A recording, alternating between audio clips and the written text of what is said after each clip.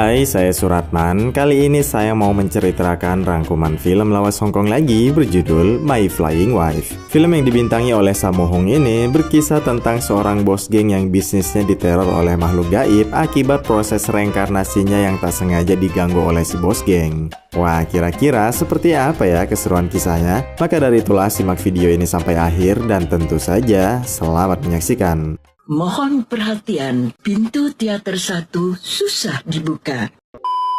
Pada suatu malam di wilayah Hong Kong, seorang bos geng bernama Kuan terlihat sedang kabur bersama para kacungnya dari kejaran para gangster musuh mereka. Karena merasa sudah tidak ada jalan lagi, maka Kuan selaku bos geng yang bijak pun menghadapi para gangster itu sendirian sehingga para kacungnya punya waktu untuk kabur. Kalau sudah dikeroyok begini, sudah pasti Kuan merasa kewalahan meski sebenarnya ilmu kungfu Kuan itu cukup mumpuni. Ditambah lagi, diam-diam musuh gangsternya yang lain menembakkan timah panas ke arah Kuan yang sedang berkelahi, walhasil Kuan pun wafat di tempat seketika itu juga. Tak lama kemudian, datanglah ke sana petugas alam baka demi menjemput rohnya Kuan menuju alam baka.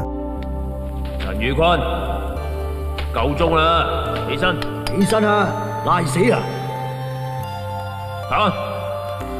行啦！我哋去邊度啊？落下低報道咯。報到？點解？你死咗噶啦嘛？吓？我死咗？你睇。 Kuan melihat sendiri bahwa ada roh lain yang bergegas memukul pipi jenazahnya untuk mengambil mutiara hijau dari mulutnya. Melihat itu, tentu saja Kuan mempertanyakan itu kepada para petugas alam baka. Kata petugas, mutiara hijau adalah syarat utama bagi roh untuk bisa bereinkarnasi ke dunia dan biasanya memang terdapat pada jenazah yang baru wafat. Jadi, jika Kuan ingin bereinkarnasi juga, maka Kuan harus mendapatkan mutiara hijau itu karena kalau tidak, maka Kuan akan menjadi hantu selamanya. Setelah menjelaskan semuanya, petugas alam baka mengajak Kuan berjalan menuju sebuah lubang yang mana lubang itu akan tembus menuju dasar bumi, alam baka, bahkan sampai neraka juga. Karena Kuan adalah roh yang baru, maka Kuan terlihat tak kuasa menahan laju lift alam baka ini yang begitu pesat, sedangkan dua petugas alam baka yang sudah terbiasa terlihat santai-santai saja. Kemudian tibalah mereka ke dunia baka yang levelnya masih berada di atasnya neraka. Di sana mereka akan hidup sebagai roh atau hantu dan menunggu apakah mereka bisa bereinkarnasi atau malah dijebloskan ke dalam neraka. Secara mengejutkan, Kuan bertemu dengan para kacungnya yang ternyata sudah sampai ke alam ini terlebih dahulu. Jadi pada saat mereka melihat Kuan ditembak sampai wafat, mereka yang sudah kabur malah kembali tawuran dengan gangster itu. Walhasil mereka semua akhirnya wafat juga karena kalah jumlah. Melihat semua kacungnya yang wafat karenanya, Kuan pun memeluk mereka sambil menangis terharu akibat kesetiakawanan mereka. Tapi ternyata itu semua hanyalah mimpi di siang bolongnya Kuan belaka. Kuan memang seorang bos geng dan memiliki kacung, di mana salah satunya adalah sebut saja Iwa. Meski Kuan adalah seorang bos geng kriminal, tapi Kuan juga menjalankan beberapa bisnis legal lainnya. Agar jika nanti polisi mengganggu bisnis utamanya, maka bisnis legalnya inilah yang akan menjadi pemasukan utamanya. Adapun salah satu bisnis legal yang dijalankan Kuan adalah bisnis bengkel mobil. Kemudian baru saja kacungnya kembali bekerja, Kuan turun ke bawah demi memerintahkan kacungnya menagih hutang kepada seorang gadis manis bernama Hoisan. Jika Hoisan tak membayar hutangnya, maka bawa paksa saja Hoisan itu ke hadapan bos besar mereka semua. Di tengah Kuan mengabarkan alamatnya Hoisan, tiba-tiba saja kacung Kuan bernama Ciu ini merasakan adanya hantu di sekitar mereka. Melihat hantu itu lompat-lompat di atas mobil sedangkan ada rekan montir yang di bawah, maka sudah pasti Ciu pun bergegas menarik sang montir keluar dan untungnya si montir tak terlindas mobil itu. Ternyata Kuan dan kacung lainnya juga sudah tahu jika Ciu ini bisa melihat hantu alias indigo. Ciu sendiri dikenal sebagai gangster yang suci sebab dia menjauhi pacaran dan dikabarkan masih perjaka ting-ting. Mungkin kesucian itulah yang membuat Ciu jadi punya kemampuan melihat hal-hal gaib. Di lain tempat, di sebuah gedung di alam baka, terlihat banyak sekali hantu yang berkumpul demi menunggu giliran bereinkarnasi.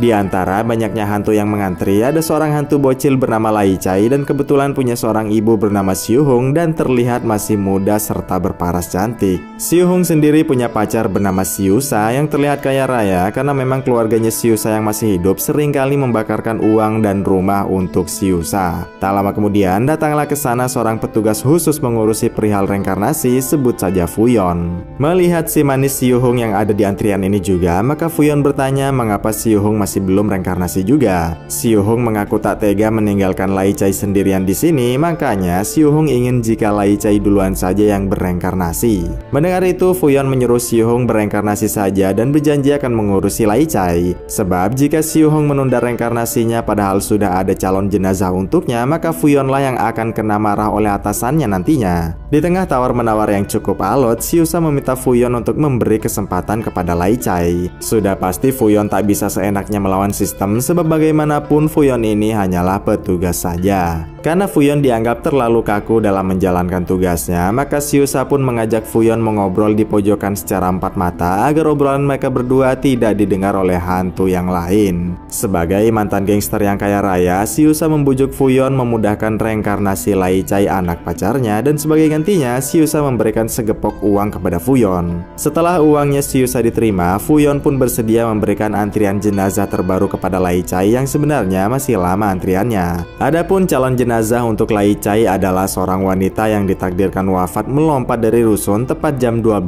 malam nanti. Mendengar itu, Lai Chai menolak bereinkarnasi jadi perempuan, tapi Siuhung sang ibu mencoba memberinya penjelasan. Lepas itu, Siuhung pun berterima kasih banyak kepada Fuyon sang petugas reinkarnasi. Di malam harinya, berhentilah sebuah mobil di depan gedung yang tak lain adalah rusunnya Hoisan, wanita yang hutangnya akan ditagih oleh Ciu malam ini juga.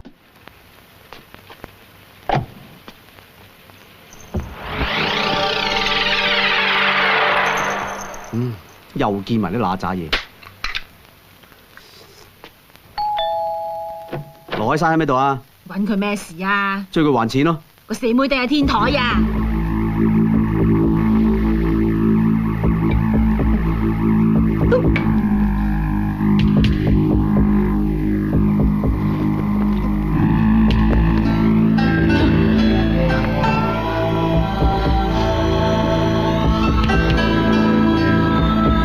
俾人斬死，不如跳樓死。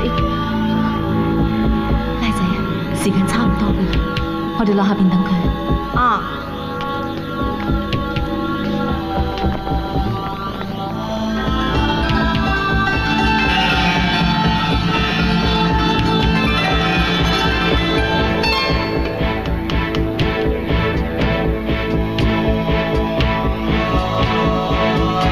一陣間攞咗輪迴珠，就響法門報到啊！小姐，唔好跳啊！幫手啊！你衰男人，唔使得理我。有鬼揾替身啊！你翻上嚟先啦！你想搏懵啊？俾你幫手啦，放手啦！上嚟啊！拉仔，你點啊？拉仔，佢想揾你做替身啊！上嚟啦！好高啊！拉翻我上去啊！你唔好放手啊！拉住我！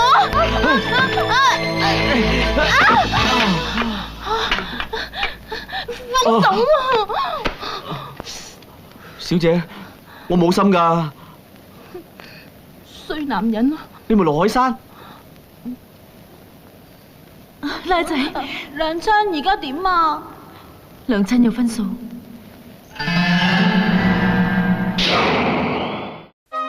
Kemudian, sebelum dibawa menuju bos besar mereka, terlebih dahulu Hoisan disidang oleh Kuan dan para kacungnya. Sebenarnya Hoisan sudah membayar setengah hutangnya, namun sisanya Kuan ingin itu dilunasi hari ini juga. Hoisan mengaku tak punya uang sebanyak itu sekarang, sebab Hoisan ini hanyalah jaminan saja, sedangkan yang memakai uang itu adalah orang lain. Mendengar itu, Ciu nampak kasihan pada Hoisan, mengingat memang Ciu lah orang yang paling polos di antara semuanya. Jika memang Hoisan tak punya uang, maka Kuan akan menjadikan Hoisan sebagai WTS saja di rumah bordil mandiri. Mendengar itu, para kacung pun bersedia menjadikan rusunnya sebagai rumah bordil mandiri itu. Namun sudah pasti Kuan menolaknya, sebab bukannya Hoisan yang akan disewakan, malah mereka lah yang akan mencicipi Hoisan. Lantas Kuan menyuruh Ciu saja yang menjadikan rusunnya sebagai rumah bordil mandiri itu, mengingat memang Ciu lah gangster yang paling suci di antara mereka semua.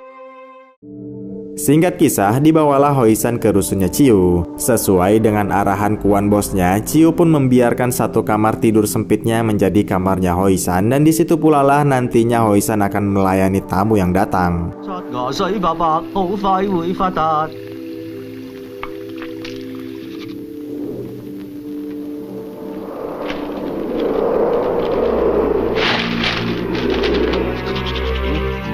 包電費噶嘞噃。蛇仔包，即係整蠱做鬼嚇我噶啦。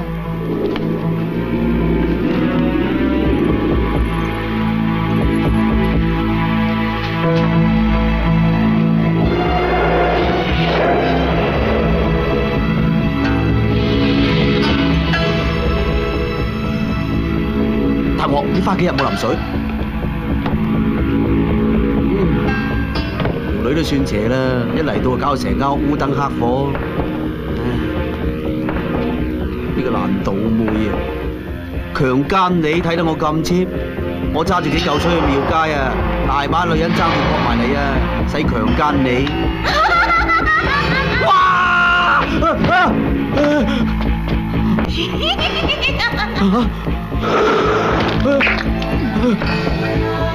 鬼啊！你個仆街！我個仔俾你害到投唔到胎，我而家攞你條命報數！好嘢，好嘢，有得投胎啦！你死梗噶啦！關二哥在此，攞嚟嚇人就得啫，嚇唔到鬼嘅。哎呀！打到咁我都冇眼睇啦！哎呀！去！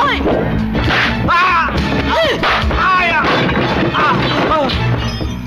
整蠱做怪，我話知你拆冧間屋啊！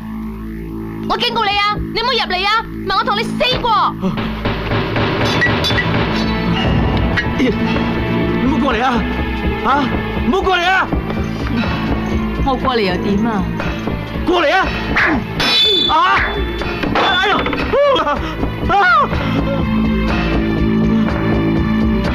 乜你好驚死咩？生對陰陽眼，就喺度亂咁講嘢。好，你老母啊！以為做鬼惡晒啊！我最多同你搏命！搏命啦！救命啊！救命啊！你衰男人啊！想強姦我，我攞你命啊！個個男人都係一樣。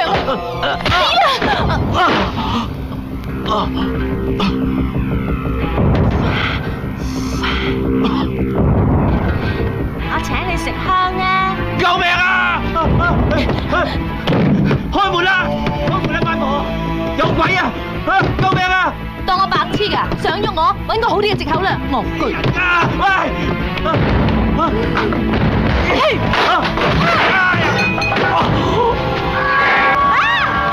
娘親，結果好古怪啊，好殘忍啊！我唔捨得噶。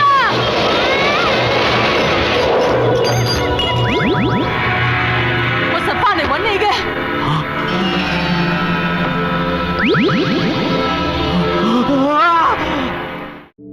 Keesokan harinya, di sebuah onsen, Kuan sang bos berjanji akan membawa Ciu ke Avad guru spiritualnya agar Avad mengusirkan hantu Siuhung dan Laicai dari rusunnya Ciu. Kemudian, Kakoi bos besar Kuan menanyakan hutangnya Hoisan yang belum terlunasi. Kuan menenangkan Kakoi bos besarnya untuk jangan cemas sebab Kuan telah menjadikan Hoisan sebagai WTS di rusunnya Ciu sebagai upaya pengangsuran hutangnya. Jika banyak tamu, maka dalam waktu 3 bulan saja Hoisan pasti bisa melunasinya. Di lain sisi, saat Ciu dan rekannya mau melakukan pijat, Ciu diusir oleh rekannya agar pindah ke ruang pijat di sebelah saja, yang mana ruang itu cocok bagi Ciu. Sebab ruang pijat ini adalah ruang pijat minus-minus yang pasti sangat cocok bagi Ciu si perjaka Ting-Ting.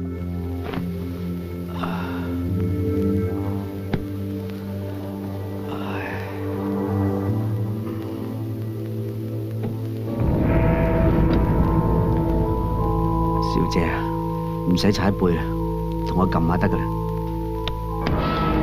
幾好手勢喎，新嚟㗎。係啊，我啱啱到。點解你對手咁凍嘅？唔該，你同我冚翻條毛巾啦。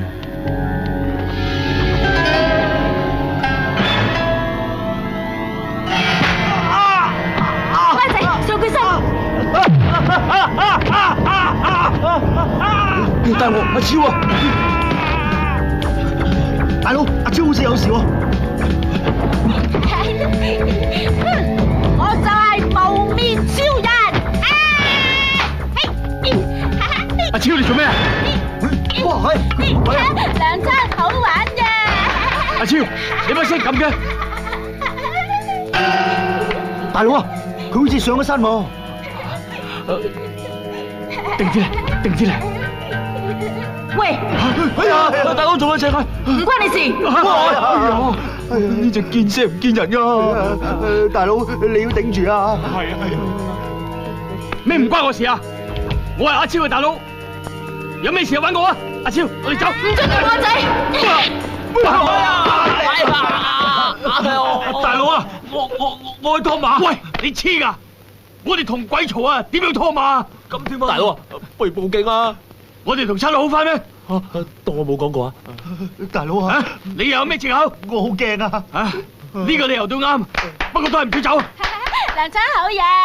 我哋而家落水池浸死佢。好啊，去啦！喂，追啊！追我，鬼都追，唔係啊嘛？雖然係鬼啫，唔追好冇戾氣噶嘛，最多追慢啲啫。唔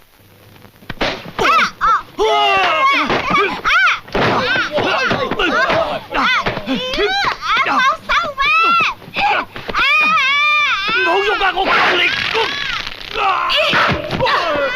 大佬，有冇事啊？你哋撳住佢，我標圖去啊！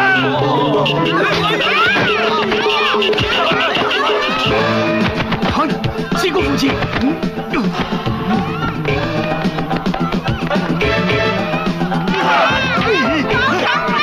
呀！我話你鬼！哎呀！仆街啊！點解冇呢度嘅？唔記得點走？查理接蹦蹦，查理接蹦蹦啊！哎呀！大佬你標到同未啊？我手指都斷啦！哇，坤哥，自己人打自己人啊！啱啊，救心，借個地拖嚟用啊！使唔使攞架撐啊？唔使啊，你翻咗去先，你頂到陣，我就有辦法去啊！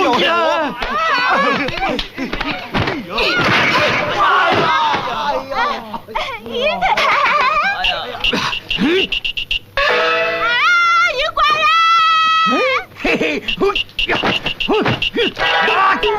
好驚啊！唔使嘅，冇事嘅，定啲。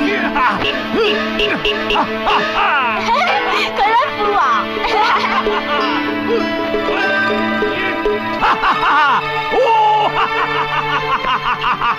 真係你個負心人。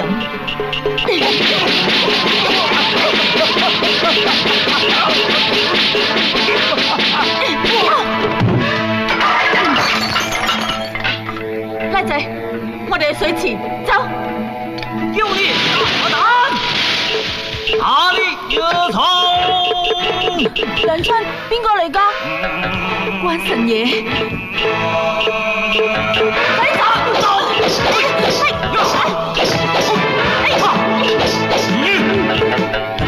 大佬上埋身啊！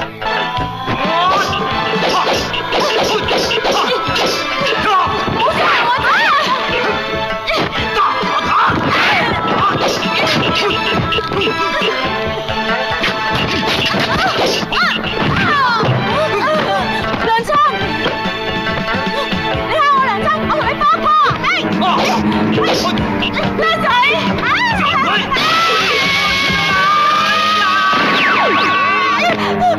個攞嘢好痛啊！拉仔，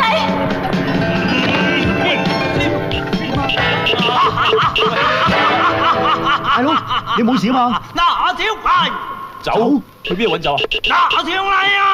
啊有，大佬我都為你好㗎咋？哎呀，大佬走嚟。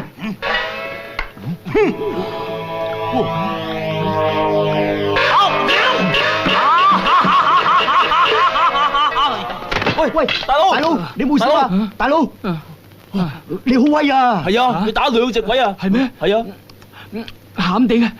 阿超，阿超，哇，壓嘅。地拖。鬼上身故事。阿超。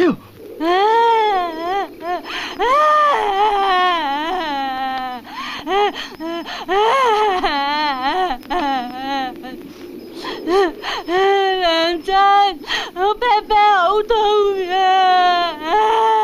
Setelah menenangkan diri di suatu tempat, Siu Hong yang tadi sempat tercengang melihat Kuan pertama kalinya tiba-tiba teringat pada masa lalunya. Jadi, pada saat Siu Hong masih muda dulu, pacar Siu Hong yang dulu wajahnya mirip sekali dengan Kuan, bahkan sampai tompel di pahanya pun juga sama. Siu Hong mengabarkan bahwa Siu Hong telah resmi mengandung anaknya Kuan saat kemarin bermain di semak-semak. Sudah pasti Kuan kaget sebab Kuan itu miskin dan tak punya uang untuk melamar Siu Hong, namun Kuan berjanji akan mengumpulkan uang demi melamar Siu Hong.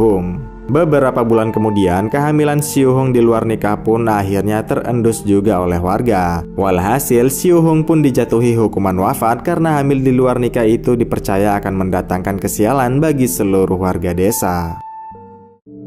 Keesokan paginya, berkunjunglah Kuan dan kacungnya ke markasnya Afat, sahabat Kuan yang mengerti masalah spiritual. Afat sendiri mengalami kebutaan di matanya, namun kelebihannya, Afat sangat peka sekali terhadap hal-hal berbau gaib. Adapun tujuan mereka ke sana adalah untuk merawat luka Ciu setelah kerasukan rohnya Lai Cai semalam, sekaligus mencari tahu kenapa Ciu bisa diteror oleh hantu. Menurut penerawangan Afat, Ciu diteror oleh roh ibu dan anak lantaran Ciu menggagalkan wafatnya Hoisan, calon jenazah reinkarnasinya Lai Cai. Adapun jalan keluar yang ditawarkan oleh Afat adalah mengundang roh Siu Hong dan Lai Cai ke tepi laut sebab mereka berdua dulunya memang wafat di laut. Di malam harinya, di tepi laut, Afat menggelar altar dupa berikut juga sesajiannya demi mengundang Siu Hong dan Lai Cai datang kemari. Setelah mereka berdua datang, Afat akan mengajaknya bertarung dan menjebloskan mereka ke lautan untuk selama-lamanya. Selagi Afat melakukan ritual pemanggilannya, Ciu disuruh membenturkan kepalanya ke bumi dengan keras sebagai upaya penyembuhannya. Wei, 又關我事？你係佢大佬講數唔使理佢啊！阿超，捧埋個伙伴過嚟。哦，大佬，你亂啊？衰仔亂你嘅死人頭啊！學你咁渣，呢個時候仲夠膽揸流灘？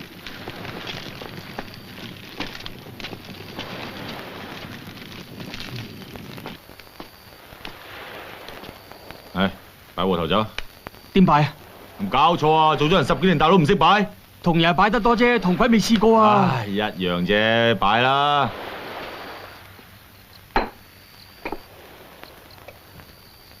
兄弟，唔係姊妹，有咩事最好以和為貴啊嚇！嗱，排頭就打咗俾你啦，識做啊！阿發啊，佢唔肯飲啊！再斟啊！斟啊！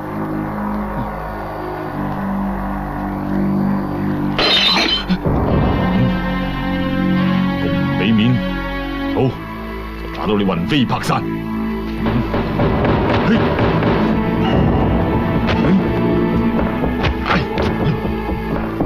唔出見了，你當我冇了。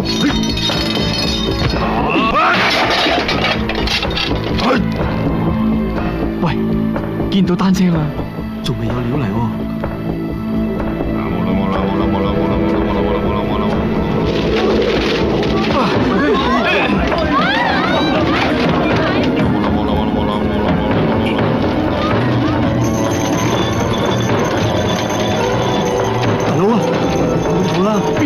邊度啊！唔好嚇我啊！阿坤，我伙伴過嚟。阿快，成個字頭就睇你落得唔得啦。我唔會影相公嘅，放心啦。加埋啲辣椒，打到你白頭攤攤腰。阿快啊！呢件衫着火啊！仲唔幫我整熄佢？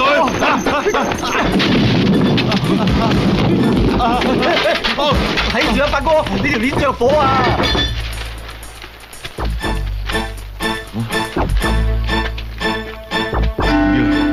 定啲嚟啊！靜晒喎，係咪冇事啊？走啊！哎呀！唔係咁猛啊嘛！就係嗰個大囉柚打我咯！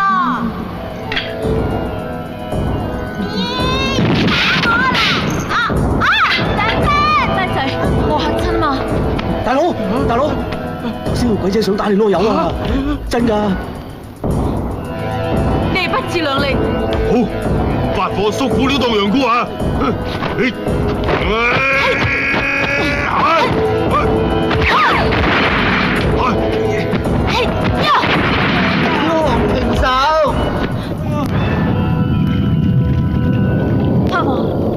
呢件有好大嘅頭㗎。邊度啊？你點可以咁做㗎？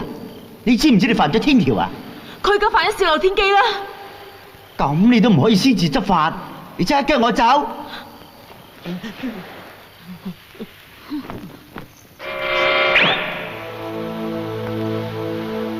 梁真，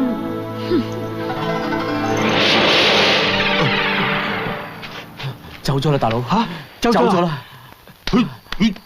喂，阿發，唔好話我渣，唔係我哋點會全身而退啊？死你！ Setelah kejadian itu, Fuyon menegur Siu Hung yang pernah berusaha mewafatkan Ciu dengan tangannya sendiri. Karena jika pengurus neraka mengetahuinya, maka Siu Hung akan dihukum sedangkan Fuyon akan dipecat akibat lalai menjaga arwah. Di tengah Fuyon menegur Siu Hung, tiba-tiba saja datanglah mobil merah ke sana dan sudah pasti itu adalah mobilnya Siusa si hantu kaya. Melihat Siusa pacar ibunya datang, Lai Chai pun bergegas menghampiri Siusa demi memberitahukan jika Fuyon sedang mengomeli Siu Hung ibunya. Mendengar itu, Siusa memperingatkan Fuyon untuk berhenti mengomeli Siu Hung pacarnya dan sebagai gantinya Siusa kembali memberikan uang serta emas kepada Fuyon. Bahkan Siusa bersedia memberikan mobil merah kesayangannya ini kepada Fuyon juga asalkan Fuyon mau memberitahu lagi antrian calon jenazah yang paling dekat dari sekarang. Kemudian sesaat Fuyon membuka gawainya untuk memeriksa, Fuyon bilang bahwa calon jenazah terdekat adalah Ciu sedangkan antrian roh untuk reinkarnasinya adalah Siusa. Biasanya roh itu tak akan melewatkan kesempatan bereinkarnasi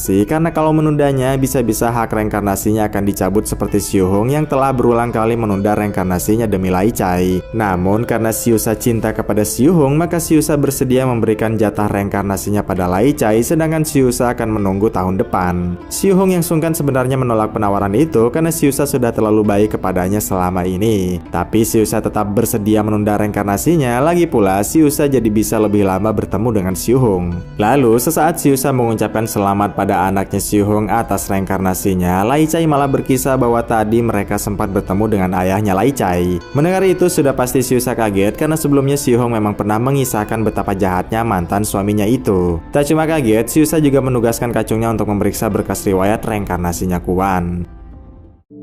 Keesokan harinya di sebuah kuil, Kuan memberikan kalung jimat anti hantunya kepada Ciu agar Ciu tak diteror lagi oleh hantu. Ciu yang sungkan berniat mengembalikannya, namun Kuan menolaknya sebab Ciu itu sudah dianggap seperti anak kandungnya sendiri. Kemudian Afat datang ke sana demi memberikan nasihat penangkal hantu lainnya. Menurut Afat, salah satu cara terbaik untuk terhindar dari teror hantu adalah dengan cara memperbanyak amal. Sepulang dari kuil, Ciu memberikan kamarnya yang lebih lega kepada Hoi-san jika nantinya ada tamu yang berkunjung. Bagi Ciu, menukarkan kamar leganya dengan kamar sempitnya Hoi-san termasuk perbuatan amal yang mana itu bisa menangkal teror dari hantu. Selain menukarkan kamarnya, Ciu juga membiarkan Hoi-san jalan-jalan sejenak yang dianggapnya sebagai tindakan amal pula. Nah, 咪話我成日韞住你冇自由啦，而家帶你出嚟行下，千祈唔好出蠱惑啊，冇面俾噶。喂，上車。Richard，我都揾你嚟辛苦啦，你死鬼啊！賣我豬仔，做乜溝女啊嘛？死八婆啊！喂，本手腳啊！靚仔行嗰啲。喂，你變飯嘅靚仔。你老母啊！喐我！靚仔上岸做英雄啊！你個死仆街啊！喐我！血啊！靚仔，你夠膽企喺度唔好行開，等我翻嚟！你忍住啊！喂，睇住啊！唉，早知咁鬼麻煩嘅，我就唔結婚啦。小心啲啊！ Setelah Ciu berhasil menghentikan pendarahan di dahinya Hoi-san, Hoi-san pun mulai berani curhat kepada Ciu. Jadi, dulu mantan pacar Hoi-san itu butuh modal besar untuk bisnis, sedangkan dia tak punya aset untuk dijaminkan. Walhasil, Hoi-san lah yang dia jadikan jaminan jika nantinya hutang itu tak terbayar secara lancar. Hoi-san sadar bahwa selama pacaran dulu, Hoi-san memang terlalu bucin hingga rela all in untuk sang mantan pacarnya. Meski begitu, Hoi-san tetap mengaku akan melunasi hutangnya dengan cara menjadi WTS. Di malam harinya, Siusa dan kacungnya berkunjung ke dunia guna membalaskan dendamnya Siu Hung kepada Kuan. Oh, 我一鑊炒起佢！ 喂，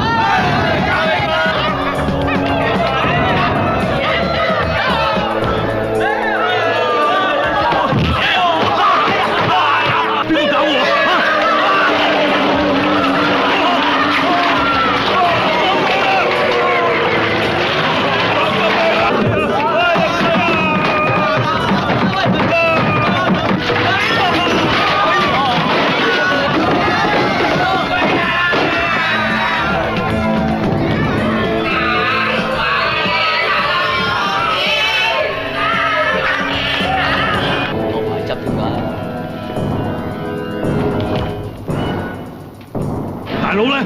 老細，阿坤啊，你睇下個場俾人搞到亂晒龍啦！俾邊份人搞啊？做牙？做咩牙？成日掛住食，唔怪得俾人串場啦！成班食生米啊！老細，唔係俾人串場，係俾鬼搞。我話知佢咩啊？總之你係睇場，係人係鬼啊，都同我搞掂佢！我唔理咁多啊！我翻嚟之前同我搞掂佢，如果唔係全部扣糧。老細，老細，大佬啊，麻雀館俾鬼搞喎！我間卡拉 OK 都係一樣啊！大佬啊，你前面好多牙。大佬，燒啲衣紙，等我哋過處啦。燒佢老祖啊！單都唔單車嚟串場，你班爛鬼想收陀地又冇咁易，走啦！大佬有邊痛啊？標你條命！唉，發生咩事啊？有主歸主，無主歸廟啦。去咗唔好翻轉頭啦！大佬啊，而家乜牙都冇晒啊！使乜講？咪當大佬冇料到啊！好嘢！老細，哎呀，老細，坤啊，你搞邊科啊？搞掂晒啦，而家乜鬼都冇啦，係冇鬼啊，連客都冇埋咧，你搞到成個教鋪咁。喂，俾鬼搞係咁做噶啦，唔係你教我點做啊？我識教你啊，使乜出糧俾你啊？你收得我錢就要保呢條平安，話知你一靚死晒都唔關我事，總之幫我搞掂佢。我唔撈啦，份糧你自己食埋佢啦，我哋走。喂，坤哥啊，講下笑啫，使乜咁認真啊？哎呀，邊個打我？鬼打你啊！唔係咁猛啊！ Sepulang dari gedung onsen, Ciu pun resmi membuka rumah bordil mandirinya yang mana WTS-nya hanya Hoisan seorang. 食嘢啊！放心喎，我唔會亂咁幫你接客嘅。有冇200蚊啊？有，要嚟做咩啊？攞嚟先啦。呢次係我第一次接客，我想同個熟嘅做。呢啲黐孖筋嘅，我咁大個仔都唔叫雞嘅。唔好意思啊，我唔係有心嘅。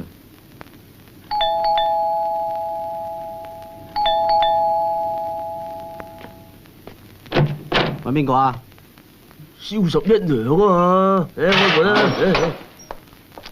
哇！燒姑娘，哎呦！喂，真係搲搲到我。 斯文啲好啊！斯文使你叫雞，你烏啄啄嘅。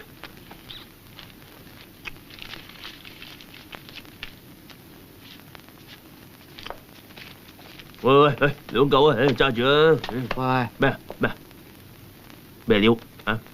咪話我唔單聲俾你聽啊！條女生花柳噶，唔好制啊！花柳，我第一成大便套你啊！你貨唔夠，超！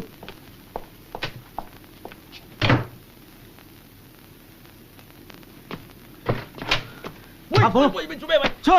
未搞掂嘅大佬，急到賴啊！急到賴啊！去消防局啦，快啲去！做咩啫？冇雞叫啊！走啊！我成擔俾人頂得住嗰啲花柳嘅喎，你唔使驚喎！俾翻錢你。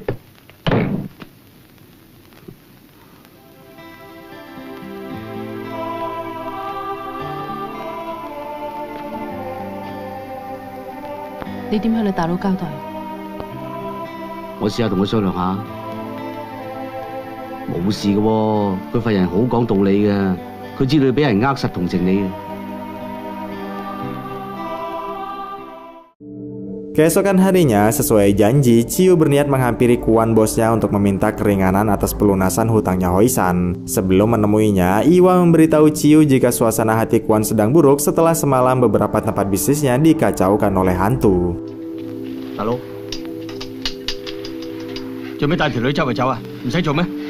大佬啊，條女俾人騙財騙色好慘噶，我哋仲要逼佢做雞，好陰質噶喎。靚妹，你俾咗啲咩着數我細佬啊？大佬真係冇啊！阿超，識字頭上一把刀，咪咁易俾女人氹。我真係見到呃佢嗰個仆街喎。大佬唔想你俾人呃，嚟啊，即刻帶佢翻去。你咁只係逼良為娼嘅啫。你講咩話？俾條女電懵咗啊？咁啊係啊嘛！你收聲！ 講唔講道理㗎？仲講，你冇用㗎你！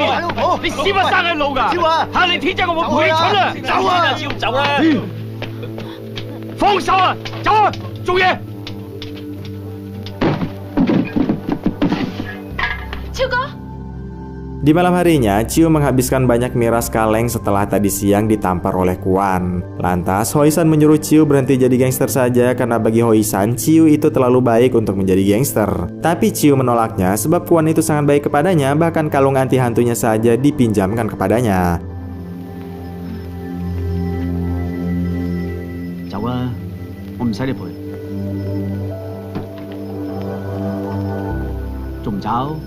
留翻喺度做雞咩？好啊，我走。我走咗之後，你唔好睇唔開去死咗佢啊吓！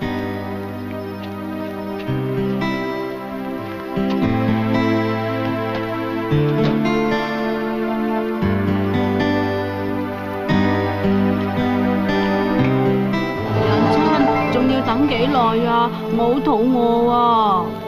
拉仔，等娘親諗辦法除咗佢條鏈咁就得噶啦。哦，你聽話啦。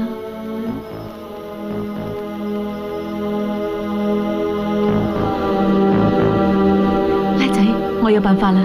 啊！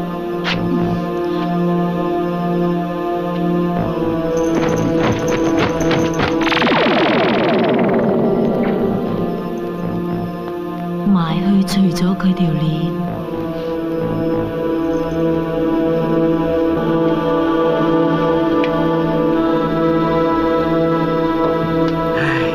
你又翻嚟做乜嘢啊？阿超，你對我太好，我唔捨得你。唔好咁啊！我唔可以冇咗你。唔好啦，鬆手啊！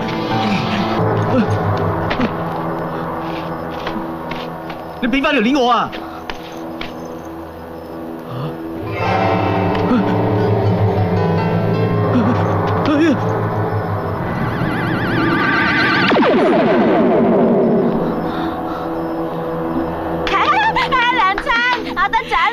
拉仔，你而家快啲行去海邊，跳落海咁就得噶啦！快啲去啦，去啦！阿超，喂，好啊，跟埋我啊！超，鬼啊！救我啊！我有得游水啦，好嘢！你哋做乜嘢啊？仲怪你唔到？娘親，我想真係麻煩。救我！走！冇事啦。阿超，等下我。對冧佢！哎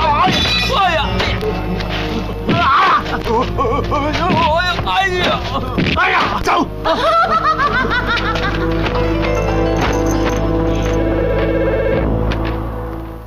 喂，坤哥啊！你兩個死咗去邊啊？揾咗你哋成日啦！我哋喺灣仔公園啊！阿超俾鬼上咗身啊！唔好行開，我即刻嚟啊！哦，我哋等你，你快啲嚟咯。Selagi si Yuhong menghajar mantannya Hoi-san dan para kacungnya, Hoi-san berupaya keras meminta Chiu tetap di sini sembari menunggu Kuan datang menjemput.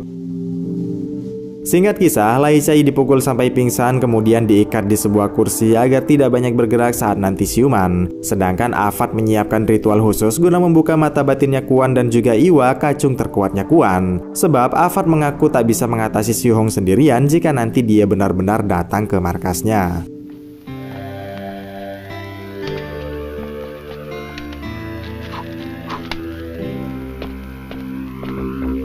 埋台做咩？同鬼講數啊！吓！我同鬼講數？條僆拜你門跟你一世噶嘛，唔通我啊？數啊！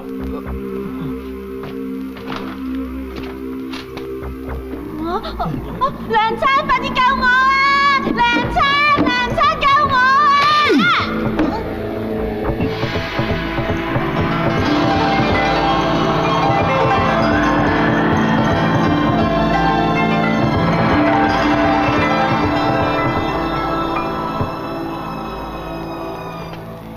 坤，斟茶。唔使啦。哦，即刻放翻我仔。好。難啦，話放就放，咁我咪好冇面。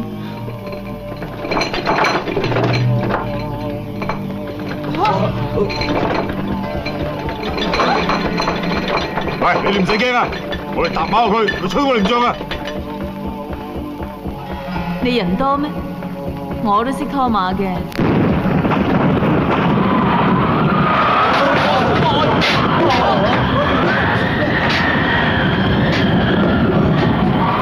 哇！好搭鬼啊！瀟灑叔叔救我啊！瀟灑叔叔！攞人有鑊炒起佢！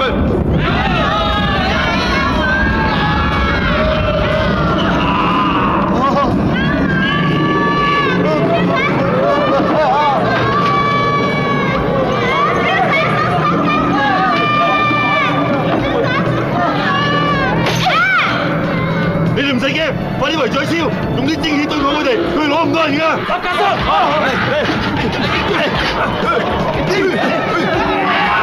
睇唔到啊！點搞啊？哎呀！睇住啊！死咗都唔知咩事啊！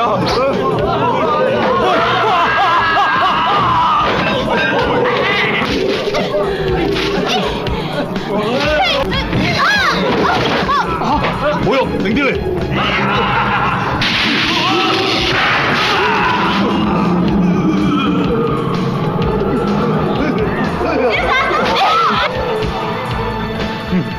個鬼仔你攞唔到噶啦，一係坐低講掂條數佢啦。如果唔係，瀟灑哥睇住我仔啊！即刻同我停手！地府已經指定阿超做我仔嘅替身，你哋咁樣做法係違反天命。 我哋冇違反天命，阿超嘅八字我同佢算過噶啦，佢仲有排位嘅。你哋提早打尖攞籌，係你哋唔依規矩做，咁有咩分別啊？佢遲早都係我哋啲人啊！喂，咁一件事啊，佢做多嘢人都係做人，你冇權要佢提早收工噶喎。收聲！你係負心人，冇權講嘢。咩負心人啊？我同你三唔識七，你冇亂講啊！咩話？你個仆街搞大人個肚，仲講風涼話？喂，無憑無據，你冇亂咁屈喎。打人！哦，唔夠我講，喐手打人啊！ 好，我要你死都心服口服。我而家就帶你去睇啲嘢。吓？帶我去？點啊？唔夠膽去啊？我驚咩啊？我都冇做過，怕咩跟你去啊？好，伸手出嚟。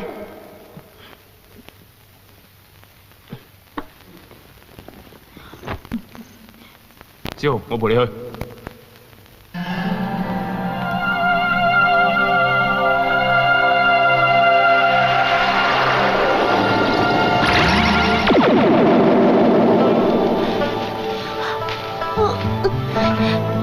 喂，你帶我嚟睇咩啊？睇落你咪知咯。等等啊！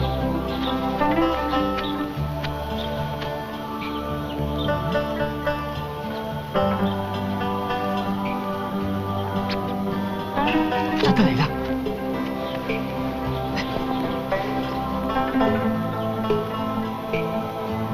你走先啦。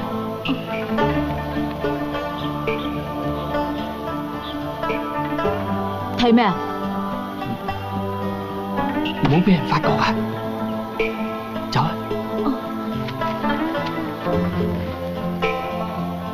光天化日，帶我女仔嚟荒山野嶺度偷情，你都算禽獸。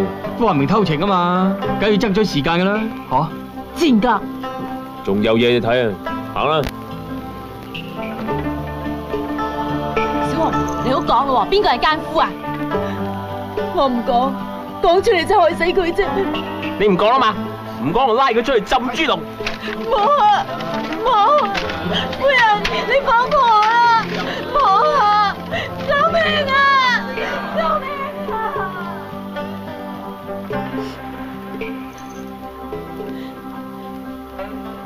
你睇到啦，冇得奶啦嘛，唔好咁傷心，我哋翻去。我冇理由咁衰仔㗎喎，學員愛，小紅咧？咩事啊？喂，做樣嘢睇啊！我帶咗銀兩嚟同小紅贖身啊！小紅已經拉咗出去浸豬籠咧。嚇！哦，原來你係奸夫，快啲捉佢浸豬籠！你走啊你！走啊！小紅！你走啊你！你走啊！小紅！小紅！小紅啊！小紅！小紅！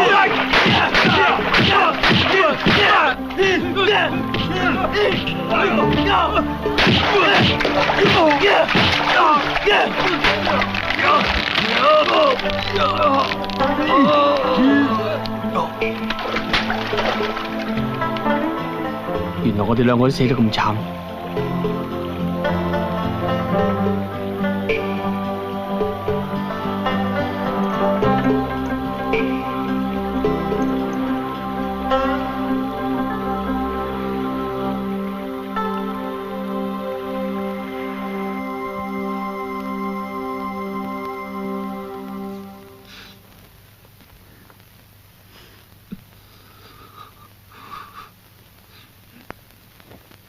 大佬點睇啊？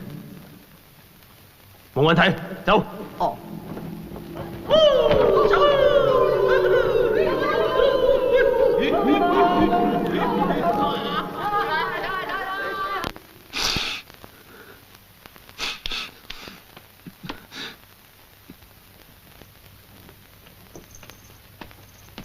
佢就係我個仔啊！佢叫拉仔，你帶翻佢走啊！我可以走，但係佢走唔到。點解？俾你用香打傷咗。咁點啊？用香引路帶翻落海。咁我去啊！ Keesokan paginya di tepi laut, Kuan mengantarkan kepergian Siu Hong sang istri serta Lai Chai putranya ke tengah laut. Karena mereka berdua wafat tenggelam di laut, maka mereka bisa turun ke alam baka melalui laut, sedangkan Kuan nampak mulai peduli kepada mereka berdua. Di lain tempat, di alam baka, Siu Sa yang kesal karena Siu Hong sudah baikan dengan Kuan memutuskan untuk mengambil kembali jatah reinkarnasinya yang sebelumnya mau diserahkan kepada Lai Chai, anaknya Siu Hong. Kemudian, sekembalinya Siu Hong dan Lai Chai ke alam baka, Fuyan mengabarkan bahwa Lai Chai tak bisa bereinkarnasi dengan jenazahnya Ciu sebab Siu Sa selaku hantu yang berhak telah mencabut izinnya Lai Chai atas jenazahnya Ciu. Meski kaget dengan keputusan itu, tapi Siu Hong memakluminya sebab memang Siu Sa lah yang sebenarnya berhak. Di lain tempat, Kuan memarahi Ciu habis-habisan yang ketahuan jatuh cinta pada Hoisan, padahal seharusnya Hoisan itu dijadikan WTS di rusun ini. Jika memang Ciu dan Hoisan saling mencintai, maka Kuan akan menyetujuinya, bahkan juga menghentikan rumah bordil mandiri ini. Mendengar itu, Ciu jadi kaget, sedangkan Hoisan berterima kasih atas kemurahan hatinya Kuan. Tak hanya itu, Kuan berpesan pada Hoisan untuk jangan pernah memperalat Ciu, sebab Ciu ini adalah kacungnya yang paling lurus di antara kacungnya yang lain. Sudah pasti Hoisan menyanggupinya, lepas itu Hoisan pun disuruh masuk ke dalam kamarnya. Sesaat Hoisan masuk ke kamarnya, Kuan mengaku sengaja memarahi Hoisan demi membuatnya takut karena khawatir jika di masa depan nanti Ciu diperalat. Namun jika Hoisan benar-benar perempuan yang baik, maka Kuan pun menasihati Ciu agar memperlakukan Hoisan dengan baik pula. Di malam harinya, sehabis Hoisan mandi, Hoisan mengajak Ciu yang masih perjaka ini untuk tidur bersama. 唔好嘅，孤男寡女。哦，咁隨便你啊。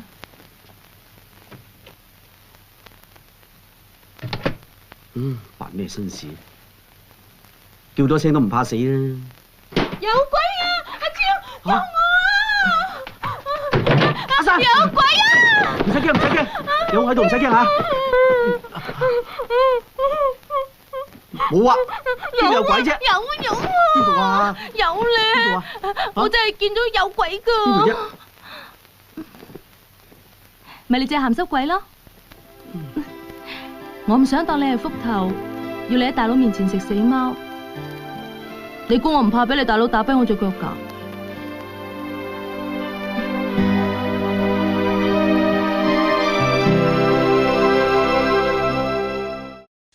Di lain tempat, Kuan yang sedang duduk sendirian tiba-tiba saja didatangi oleh Siu Hong dan Lai Chai. Adapun tujuan Siu Hong datang kemari adalah untuk mengabarkan bahwa Siu Sa mau bereinkarnasi lebih cepat dengan cara menghabisi nyawanya Ciu. Daripada mencemaskan Ciu, Kuan lebih mencemaskan Siu Hong yang selama ini telah membesarkan Lai Chai anaknya di alam baka. Nah, sejak saat inilah Kuan mulai berani mengungkapkan perasaan cintanya kepada Siu Hong. 喂，阿超啊，你行得咁急去邊度啫？揾大佬咯。 揾你大佬做咩啊？話俾佢聽，我嗒咗你咯。我唔陪你癲啊！阿生啊，講下你又信？我想揾佢話俾佢聽，我要同你結婚，請佢做我哋證婚人啊嘛。神打，唔信支槍打你唔死。唔知我當你應承噶咯喎。我都話唔知咯。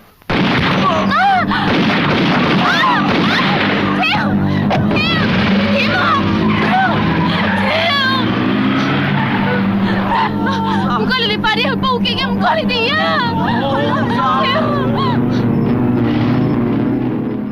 Kemudian dibawalah Ciu ke rumah sakit dan tentu saja belum sadarkan diri karena kondisinya masih kritis. Afat takut jika komanya Ciu ini disalahartikan oleh petugas alam baka sebagai kematian sehingga Ciu dijemput paksa ke alam baka padahal belum takdirnya untuk wafat. Maka dari itulah Afat akan mengajarkan cara menjaga orang koma agar tak dijemput paksa oleh petugas alam baka. Mula-mula Afat membuka mata batin dari semua orang di ruangan ini karena semakin banyak yang bisa melihat hal gaib, maka semakin banyak pula yang bisa membantu melindungi Ciu. Adapun cara mencegahnya adalah cukup tiupkan saja udara ke arah petugas alam baka itu, maka petugas alam baka itu akan terpental sesuai dengan seberapa kuat tiupannya itu. Sedangkan Kuan dibawa ke tempat khusus guna melaksanakan ritual yang khusus pula. Kuan disuruh mengenakan armor jimat demi berjaga-jaga jika ada serangan gaib yang lebih besar lagi. Bahkan Afat berencana mengeluarkan roh Kuan dari jasadnya alias Meraga Sukma dengan cara menusuk lehernya Kuan menggunakan sebilah pedang yang tajam. Menurut Afat, hanya inilah cara terbaik untuk melindungi Ciu dari penjemputan paksa ke alam baka.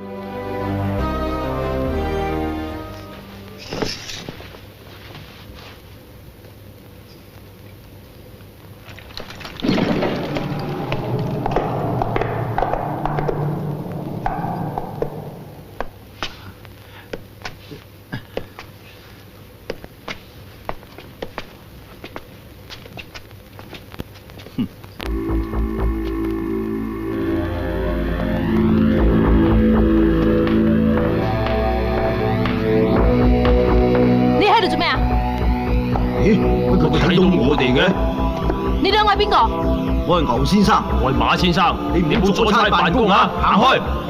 你哋唔可以帶超走噶。出去！咩事啊？有事喎！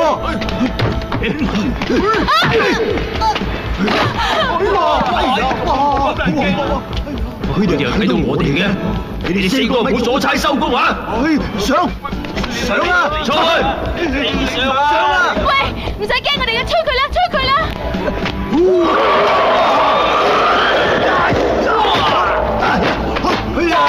點啊！真係死得喎！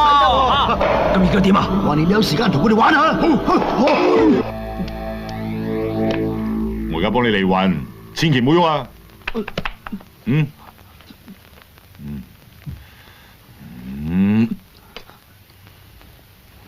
爭咩啲咪仆街！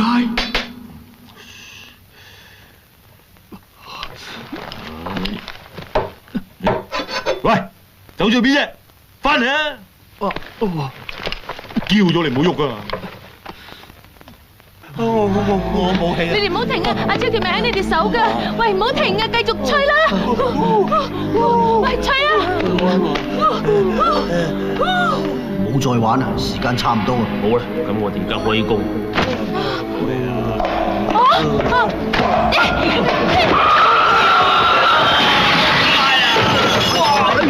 家產呢個咩世界？哇！鬼差都打暈咯！喂，翻啦，得未㗎？咁耐唔得就算啦。唉，你唔好嘈住我啦，我集中精神㗎嘛。喂，走去邊啊？死啦！快啲翻嚟！快啲翻嚟！救命啊！喂，叫咗你唔好喐㗎嘛！有講啊！咁驚聲點樣大佬啊？嚇！喂，停啊！停手啊！我出咗嚟啦！出咗嚟啦！好啦，我離魂大法終於練成功啦！喂，你而家即刻過去醫院做護法，記住啊，喺天光之前一定要翻到嚟。如果唔係，你就變咗又魂野鬼，永遠都翻唔到入去噶啦！攞埋我把寶刀，快啲去啦！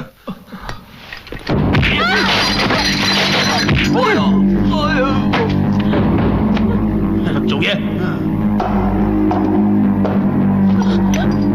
唔好啊！你哋唔好帶超走啊！唔好啊！超！唔好啊！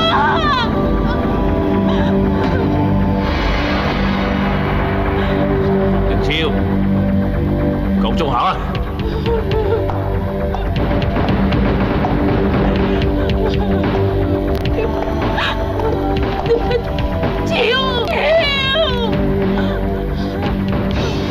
山，行啊！山，行啊！超，你自己保重啊，山！阿超，唔好走啊！超，阿山，阿超咧？阿超佢俾牛頭馬面捉咗去啊！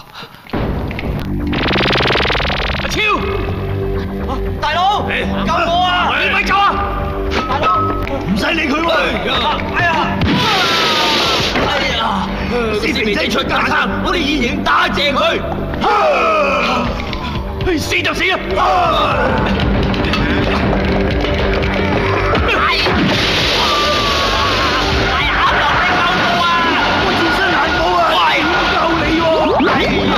打你老母！打個鬼啊！睇唔到人哋好堅嘅咩？堅都要打啦！唉，我哋打份工出份糧啫，使乜咁搏命啊？走啦！哎呀！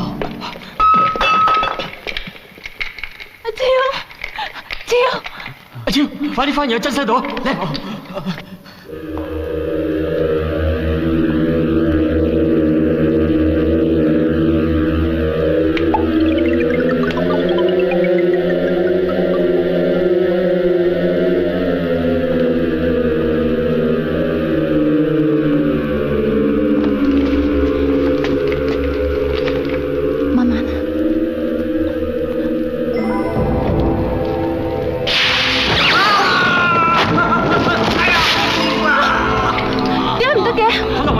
試下換個位。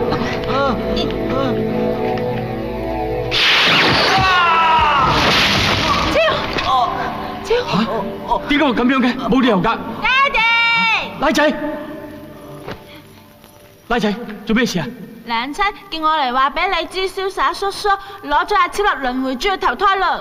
嚇，咁樣你娘親去咗邊度啊？娘親佢而家入咗地獄，去追瀟灑叔叔咯。一個旅遊之輩好危險嘅喎，快啲帶我去。啊！你兩個等我翻嚟啊！你唔使擔心啦，坤哥一定會搶翻粒輪迴珠翻嚟，到時你就可以翻入去啦。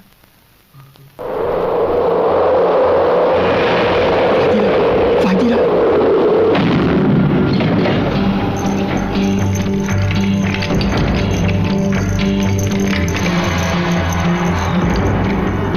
呢個咁熟嘅，我好似嚟過喎。爹哋，唔好企喺度啦，快啲追啦！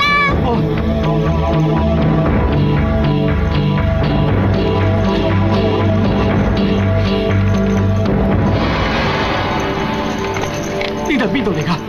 呢度咪陰司路咯，唔好講咁多啦，快啲行啦！瀟灑哥，瀟灑哥，你可唔可以放過阿超啊？我點解要聽你講？我落咗成擔心機嚟追你，你又唔受我溝。阿超條手本來就係我嘅，我攞翻有咩唔啱？娘親，阿坤，小紅，又係你嘅死肥佬啊！你點落嚟啊？你可以上陽間，我點解唔落得地府啊？咁啱啦，我哋有啲咩新仇舊恨，今日計清楚。仲有乜好計啊？小紅係我老婆，你手上粒輪迴珠有我細佬嘅，你俾翻我咪打和咯。你想攞翻粒輪迴珠啊？打贏我有得傾。今日我就要睇下你上邊嘅大佬好打，因為我下邊嘅大佬咁惡。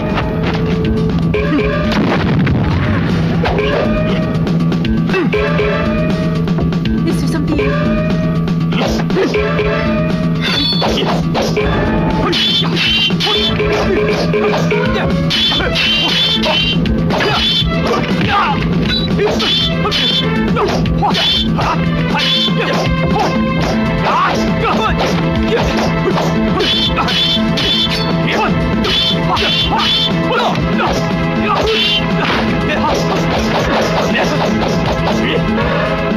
咁我 call 你點做大佬啊？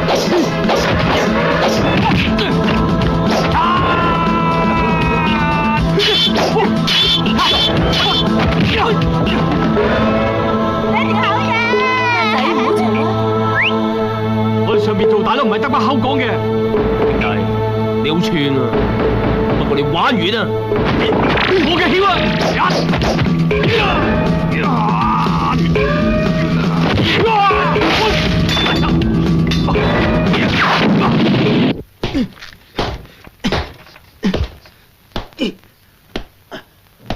咁樣抌飯，醫翻啲殘廢啦。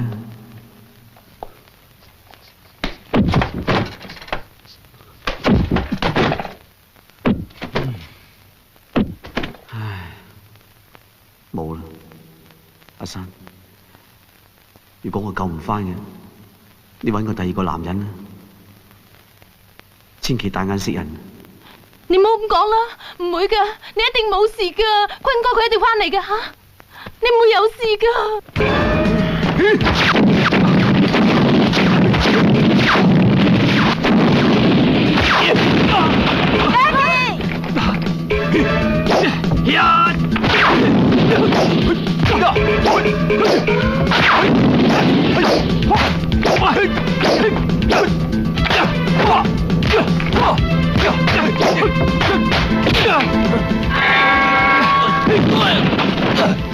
見龍門子真係使得喎！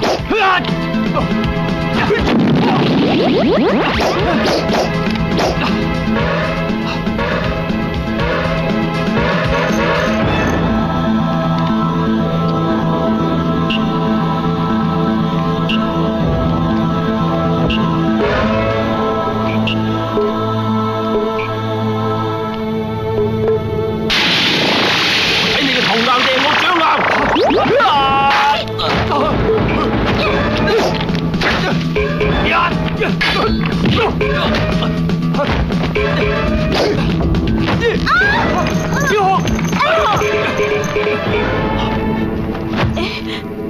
你哋兩個唔好打，你哋邊個有事我都唔想。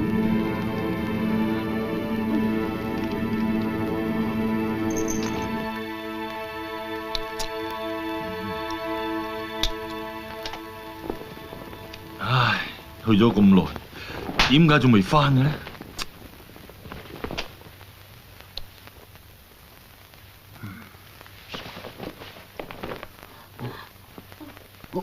喂，你哋做咩啊？打包嘛！你有冇搞錯啊？我兄弟都未死，你同佢打包？你再喐佢，我同你打包啊！佢真係死咗噶喎！死你個老母！你仲唔走？你咪想兵啊？吓！走啊！等運啊！陳醫生，使唔使報警啊？唔使啦，親人死咗，心情梗係差啲噶啦，由得佢哋啦。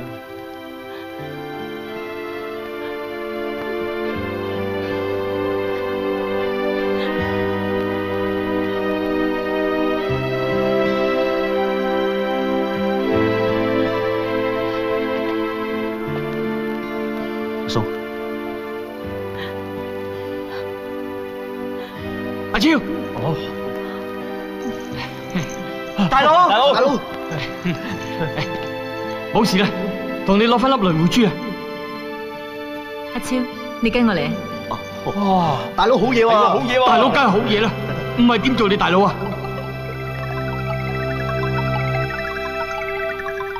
你可以翻入去啦。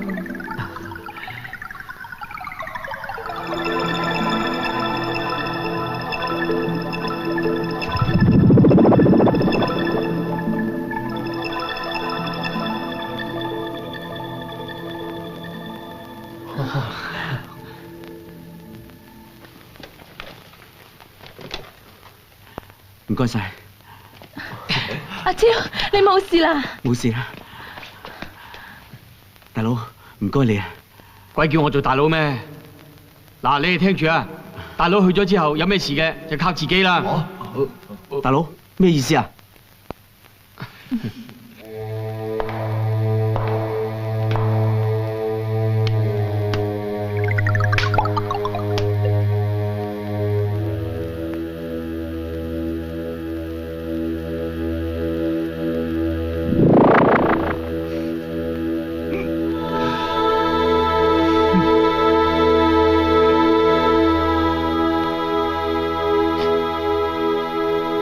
大佬，係我對你唔住，你由得我死咪算咯，你唔使替我死噶。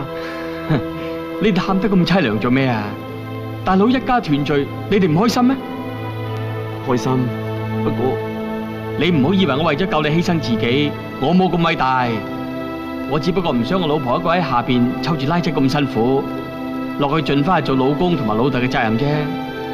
嗱，你哋唔好再喊啦，我哋走啦。大佬，唉，唔好喊，做咩喊啫？成班啲傻仔嚟嘅，唔好喊啦！我放假咪上嚟探你哋咯，吓！好啦，記住啊，將我眼角膜送俾阿發，等佢重見天日。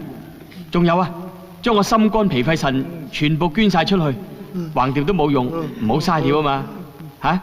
好自為之啦，大佬，拜拜。拜拜。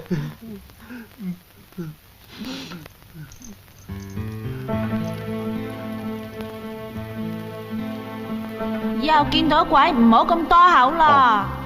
咁你聽話咯喎。啊？我走啦。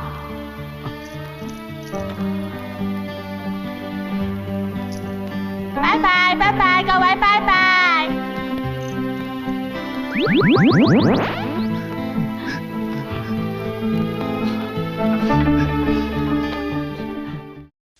Setahun kemudian, para kacung Kuan mengirimkan Kuan mobil dan banyak harta dengan cara dibakar. Afat kini sudah bisa melihat setelah Kuan mendonorkan matanya kepada Afat. Afat pun mengakui jika dapat melihat dunia adalah salah satu nikmat yang cukup menggembirakan. Kemudian, Afat menanyakan keberadaannya Ciu kepada Hoisan yang sudah hamil tua. Ciu sendiri masih sering menyendiri memikirkan Kuan karena memang Kuan telah dia anggap seperti ayah kandungnya sendiri.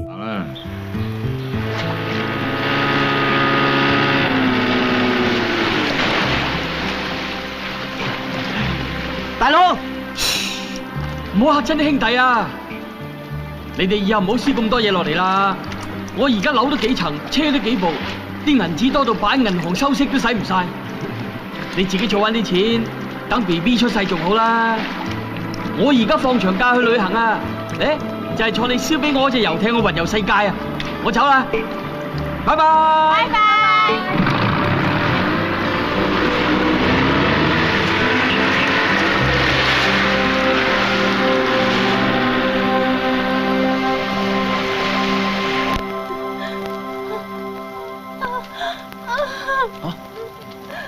嫂，你冇嘢嘛？老婆你點啊？冇事嘅傻仔，你老婆就嚟生得噶啦，懵盛盛咁。啊，車去醫院啦。咁我咪做人老豆？慢慢啊，老婆，好聲啊！慢慢行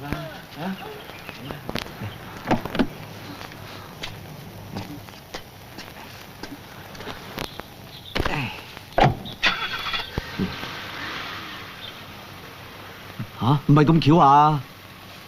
開車啊，老豆。超啊？做咩啊？冇嘢。